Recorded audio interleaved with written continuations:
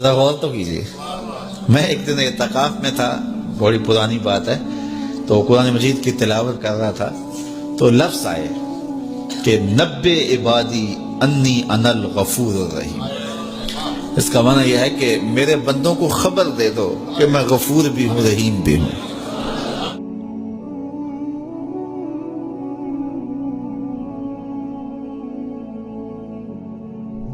تو پہلا حق قرآن مجید کا اس پر ایمان لانا ہے، اور اس کے تقاضوں سمیت ایمان لانے سے دنیا آخرت کی برکتیں نصیب ہوتی ہیں. اور قرآن مجید کے ساتھ جو باطنی تعلق ہے جب وہ مضبوط ہوتا ہے تو پھر اس کے صلے میں قرب الہی کی دولت نصیب ہوتی ہے.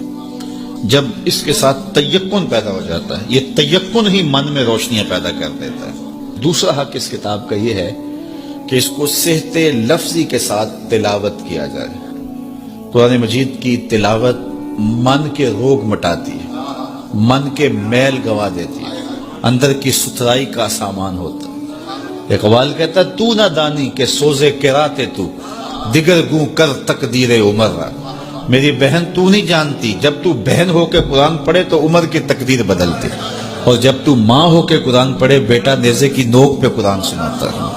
تو یہ قرآن من میں سویرے، من میں روشنیاں اتارتا ہے.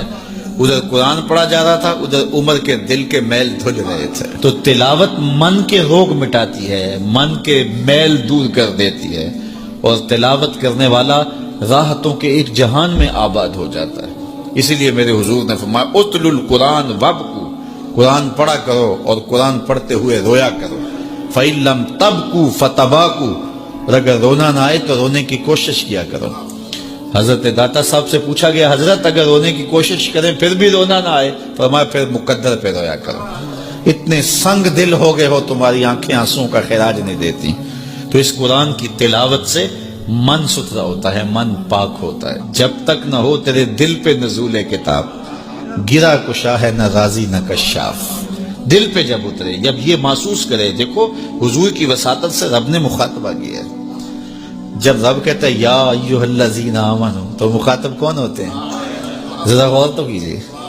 میں ایک دن اعتکاف میں تھا، بڑی پرانی بات ہے، تو قرآن مجید کی تلاوت کر رہا تھا تو لفظ آئے کہ نبّئ عبادی انی انا الغفور الرحیم. اس کا معنی یہ ہے کہ میرے بندوں کو خبر دے دو کہ میں غفور بھی ہوں، رحیم بھی ہوں. اللہ، یہ بات تو حضور کی وساطت سے ہمیں کہی گئی نا. تو یقین جانے ایسا نشہ طاری ہوا، میں وہ لمحے نہیں بھول سکتا. تو میں بڑا ضبط کرنے کی کوشش کی لیکن مجھے ضبط نہیں ہو رہا تھا، اور پھر مجبور ہو کے میں اٹھا اور ایک ایک حجرہ اعتکاف میں گیا اور سب کو جا کے میں نے کہا یہ رب کا کلام سنو.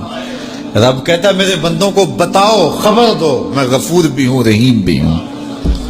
تو یہ قرآن کی تلاوت کے مزے ہوتے ہیں. تیسرا حق قرآن مجید کا ہمارے ذمے، اس کو مفاہیم و مطالب کے ساتھ سمجھنے کی کوشش کرنا کہ یہ قرآن ہمیں کیا کہہ رہا ہے.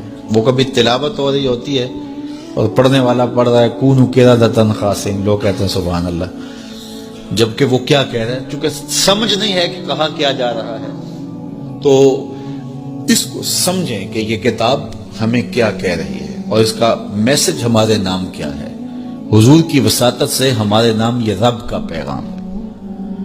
آپ کے نام کوئی کسی امبیسی سے خط آئے اور وہ آپ کی زبان میں نہ ہو اور آپ اس زبان کو جانتے نہ ہو، تو کیا اس کو چوم کے رکھ دیں گے یا اتنی دیر تک مطمئن نہیں ہوں گے جب تک اس کے مندرجات معلوم نہیں کر دیں گے؟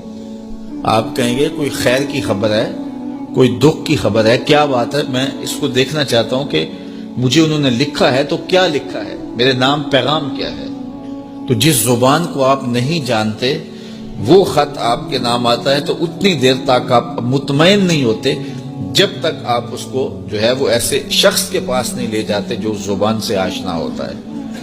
تو یہ رب کا خط ہے، حضور کی معرفت. تو یہ پڑھے نا ہمارے رب نے ہمیں کیا پیغام دیا ہے. اور پھر جب اس کی تلاوت کریں گے اور اس کے مفاہیم کو سمجھنے کی کوشش کریں گے تو یہ قرآن فیض دیتا ہے. یہ قرآن اپنے مخاطب کو، یہ تو خالی پڑھا جائے پھر بھی فیض دیتا ہے، بلکہ خالی پڑھا نہ جائے، دیکھا جائے پھر بھی فیض دیتا ہے. اس کو دیکھ بھی لیا جائے، اس کے سننے سے فیض ملتا ہے، اس کے پڑھنے سے فیض ملتا ہے، اس کے دیکھنے سے فیض ملتا ہے، اس کے سمجھنے سے فیض ملتا ہے، اس کا درس دینے سے فیض ملتا ہے، اس کا درس لینے سے فیض ملتا ہے۔ یہ تو سراپا فیض ہے، یہ تو روشنیوں کا منبع و مصدر ہے۔ اس کتاب سے جڑنے والا دارین کی سعادتیں پاتا ہے۔